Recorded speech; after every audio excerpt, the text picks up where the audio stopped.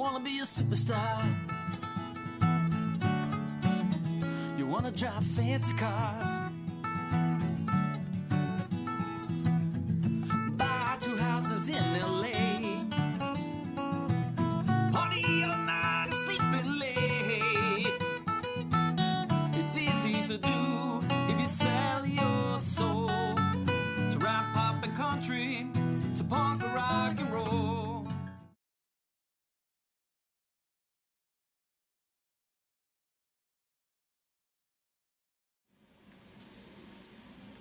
Recently, I purchased a Tele Kit off of eBay, and here's the body of my Tele Kit. It's made out of swamp ash. It's a solid body swamp ash. What I have on it right now is the grain filler, and I chose the ash-colored grain filler. And basically, what the grain filler does is it fills all the pores and the deep grain spots in this, because this is a very porous wood. I received my grain filler and all of my finishing supplies from StewMac. What I did with the grain filler was I actually applied a little bit of the dye that I'm going to use for the guitar to the mix. What I did was I spooned down a little bit of the water-based grain filler. I put it in my cup. I mixed a little hot water. I stirred it up, and then I added 2 drops of the dye. Stir it up nice and good. You got to make sure you stir it up really good. When you think you're done stirring it up, you got to continue stirring it up, because it's going to stay pretty lumpy. I use kind of a cheap paintbrush.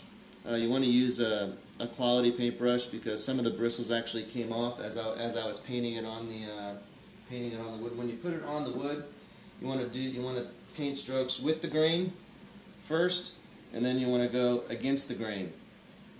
And then once you finish, you want to set it down for about 10 minutes. And 10 minutes is enough time for at least the top of it to get dry. And then I have this scraper that I also got from StewMac. And you basically want to scrape it at about a 45-degree angle. You want to scrape it just to sort of level it. You know, you go through the whole thing, scrape the sides, scrape the back, and then you let it set for about 3 hours. And that's actually where we're at right now. And then, okay, so I just took it outside and sanded it down to 320, and it's really quite smooth. I don't know if you can really see very well. And when I used the filler, I did tint it with a little bit of orange, and the reason why I tinted it with orange is because orange is actually what I'm going to sorry, my dog just knocked the camera. Orange is what I'm going to actually stain it. So I was hoping that I could get a little bit of orange to fill in the all the pits and everything in the grain. I wanted the grain to really pop out, and the grain really does. You really can see the grain better now than before I added the fill, which is really nice. One thing that I actually didn't say before is when you sand, you really want to make sure you sand with the grain. If you sand against the grain, afterwards, when you apply the lacquer, you'll really see the sand marks. So, I mean, sometimes when you're sanding around the horn here, it's hard to go with the grain, but you really want to go with the grain as much as you can. So, my next step is I have to actually wipe it off, because you don't want any oils from your fingers. You don't want any water. You don't want any dirt or any sand. So I'm going to blow it with some compressed air. I'm going to wipe it down, and then I'm going to use the this liquid stain. It's actually a water-based liquid stain, and this is actually water-based as well. And when you're working with porous wood, when you get some water on the wood, the grain actually kind of pops up a little bit, which is good to actually do that at the beginning. If you're going to use an oil-based grain filler, which they have, you'll actually want to get the top of your wood a little bit wet, and then and let the grain rise up, and then sand it down. You do want to be careful, getting water inside the holes where there's going to be untreated wood. You really do need to be careful, because you don't want that wood to expand. So like I said, what I'm going to do next, the next thing you'll see is I'm going to apply some of this color tone to it. I'm going to do the same color on the back and on the front, but I'm going to do it twice as dark on the back than on the front, so it'll be an orange. It'll look sort of like a Gretsch. That Gretsch orange is for those of you that are familiar with the Gretsch orange. And then the back's going to be just a little bit darker. And then after that sits and dries, I'm going to do a lot more sanding. And then once I'm ready to finish it, I'm actually going to use this clear gloss nitrocellulose lacquer. And I'm thinking that it's going to be about 10 coats. It is wintertime right now, and so I'm going to have to spray it outside, and I can't leave it outside. In order for this to dry well, it should be around 70 degrees, and right now it's about 12 degrees outside. So I'm going to spray it outside, and then I'm going to hang it in my basement. And, you know, this is pretty toxic stuff, so I'm going to leave it in my basement for a little while, and if the fumes are just too crazy, I'm going to go ahead and I'm going to hang this up on my back porch. And of course my back porch is probably about 20 degrees, so we'll see. It'll probably just take it a little bit longer to dry. Usually you want to, you don't want to level, you know, maybe the coat, you want the coat to be on for about 24 hours before you level sand it, and you want to have about 3 or 4 coats of this before you even attempt to level sand it. You can do some, you know, light sanding, you know, to get, as it dries, a little bit of dust, or in my case a dog hair or two might dry on it. So you can lightly sand it a little bit, but you don't want to actually level sand it until you have about 4 coats on it, because you don't want to, when you're level sanding, you don't want to go down to the bare wood, because then you have to go back through and you have to restain it, and then you have to build the lacquer back up again. So we just need to be really careful. So I'll probably level sand every 4th coat.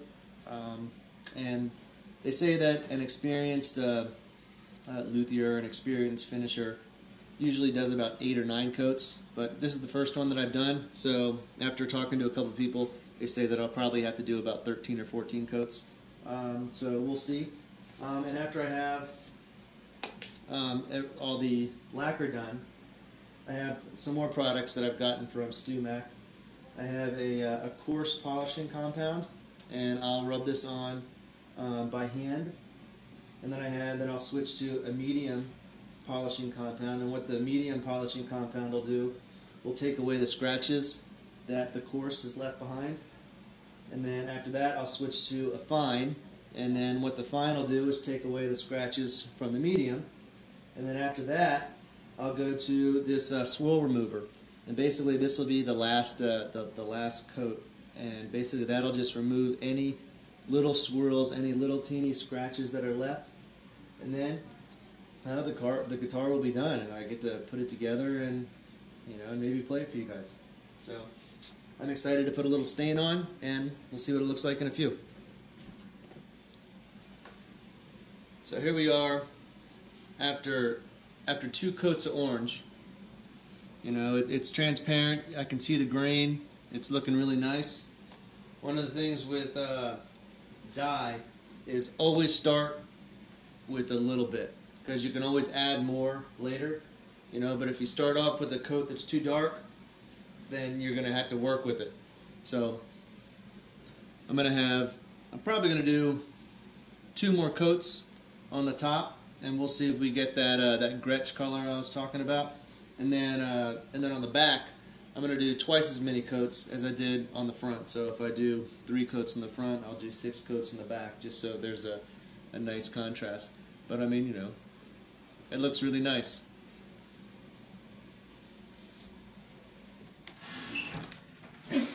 Alright, so first thing is, I watched some of the videos and I realized that the sound was really low. So now the sound sounds better. Hopefully you can hear me. So the stage we're at right now is I've put 5 coats of this orange on here.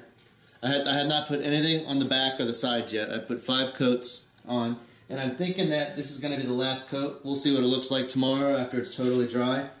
But in between the 3rd and the 4th coat, I actually did a quick wipe sand. I used 320 grit. I was just really careful, just because water-based stain. A little bit of the grain is still going to keep rising up every time you add more water. So I just did one real quick wipe across with the 320. I just took off a tiny bit. But when you're sanding with, when you have stain down, or later on when I'm sanding with lacquer, it's really important to clean your sandpaper and to blow off the surface that you're sanding, because it'll build up on the sandpaper and then you'll get little teeny tiny scratches. Little teeny tiny scratches you won't see when there's, stain on it, or when it's bare wood. But when you put that lacquer on it, those stains are going to pop right, the scratches are going to pop right out. So I'm thinking that 5 coats is enough for the front, and then I'll probably put about 10 coats on the back.